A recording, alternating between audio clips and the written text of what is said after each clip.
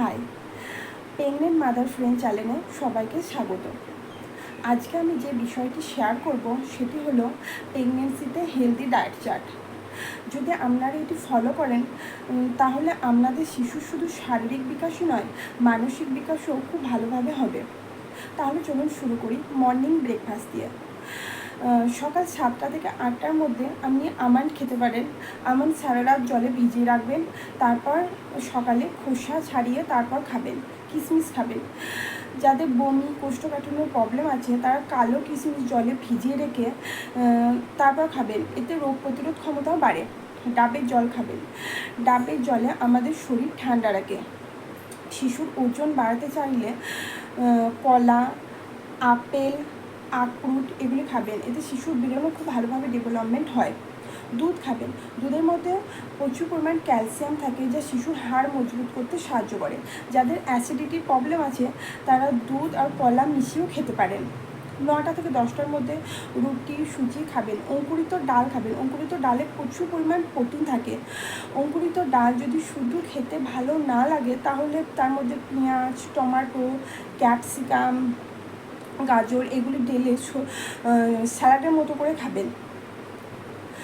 পোহা খাবেন। পোহা অত্যন্ত উপকারী। লাঞ্চ টাইম, দুপুরে খাবারে আপনি ভাত, ডাল, সবজি, স্যালাড, দই এগুলি খাবেন। ডাল খাবেন। ডালের মধ্যে প্রচুর প্রোটিন থাকে, যা শিশুর বিকাশে সাহায্য করে।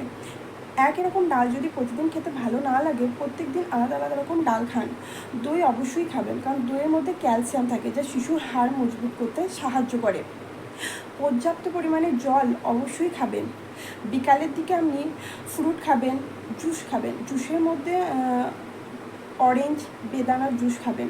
অরেঞ্জের মধ্যে ভিটামিন সি, পটাশিয়াম থাকে এবং বেদানাতে আয়রন ও ফলিক অ্যাসিড থাকে, যা শিশুর বিকাশে সাহায্য করবে। ফলিক অ্যাসিড খাওয়া প্রেগন্যান্সিতে অত্যন্ত জরুরি। রাতের দিকে ডিনার আপনি একটু তাড়াতাড়ি করে নেওয়ার চেষ্টা করবেন, 8টা থেকে 9টার মধ্যে।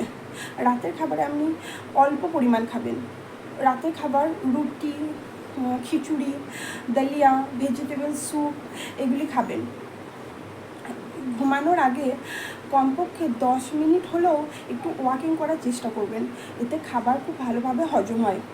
রাতের দিকে যদি ঘুম না আসে তাহলে একটু হালকা গরম দুধ খেতে পারেন। দুধের মধ্যে কেশর মিশিয়েও খেতে পারেন।